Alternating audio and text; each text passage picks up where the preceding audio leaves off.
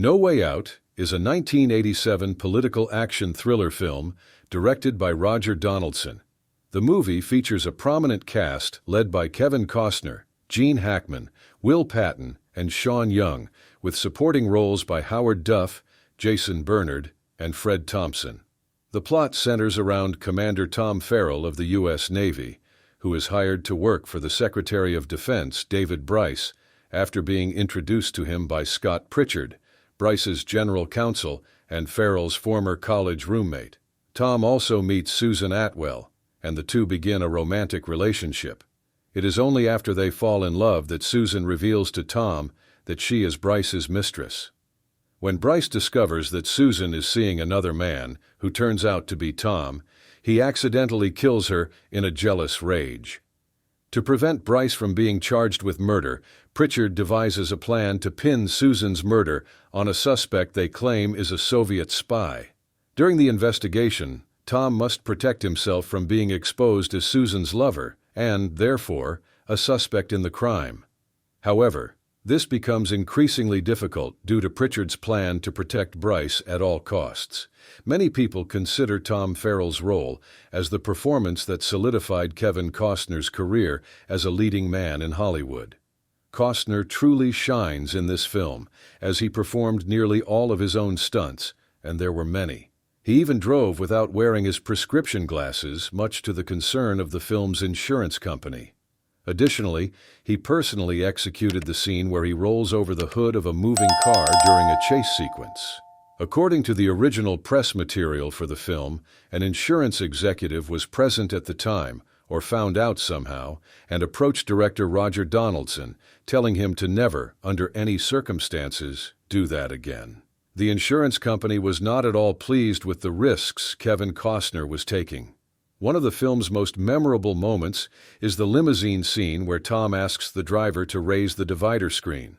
This dialogue was completely improvised and initiated by Kevin Costner, as the other actors' reactions seemed more natural than in the scripted version, so this improvisation was kept in the film's final cut. The limousine scene was shot in just one day. In another scene, Tom exposes a photograph before it has the chance to fully develop, using one of those instant cameras that were so popular at the time. After the photo is pulled from the camera, Susan comments that it looks like a baboon in a closet at midnight.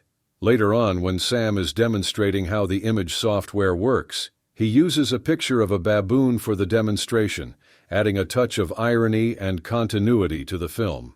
Susan's house is a real location, situated at the corner of Queen and Union Streets in Alexandria, Virginia. Originally, it was only intended for exterior shots, but after seeing the house's layout, many interior scenes were also filmed there. In this movie, there's also a brief cameo by a then-unknown Brad Pitt in what was his second film. Pitt appears as one of the party guests and can be seen in the background behind Costner between the 34th and 35th minute of the movie.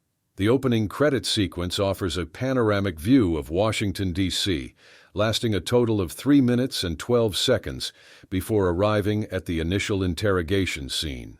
Fred Thompson, who plays the director of the Central Intelligence Agency, CIA, was a politician in real life.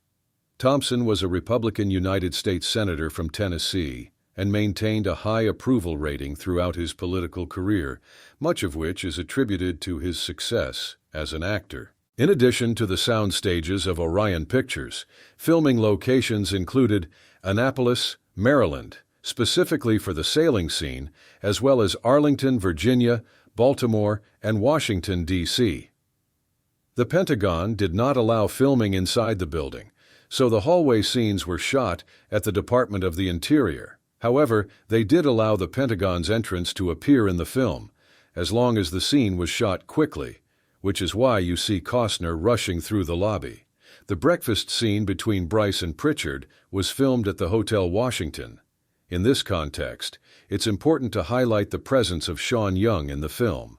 Young plays the beautiful love interest of Kevin Costner, and during the 1980s, she was one of the most well-known and recognized actresses, thanks to her roles in cult classics such as Blade Runner, Stripes, and Dune. Her role in No Way Out quickly solidified her as a major celebrity and magazine cover model. However, increasing tabloid interest in the actress took a nasty turn when her behavior, once seen as endearingly quirky, began to be perceived as more troubling.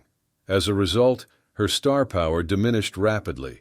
It's difficult not to feel some sympathy when looking back at her life story, remembering the many challenges she faced and the moments when she came so close to greatness, only to crash and burn. This film also marked a milestone in Sean Young's career, as it was the first time she appeared nude on camera. According to the actress, she felt completely comfortable during all the scenes, despite being nude.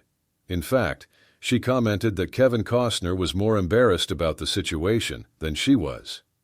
In an interview, Young revealed that during her audition for the role, director Roger Donaldson asked her to lift her shirt so he could see what her breasts looked like. Although this may seem strange, Donaldson explained that he needed to know this to decide how to film the nude scenes, or if he would need to use a body double. Young obliged the director's request, which ultimately allowed her to secure the role and perform in the movie without using a double. No Way Out is, without a doubt, a fascinating film. If you've never seen it, I highly recommend that you do.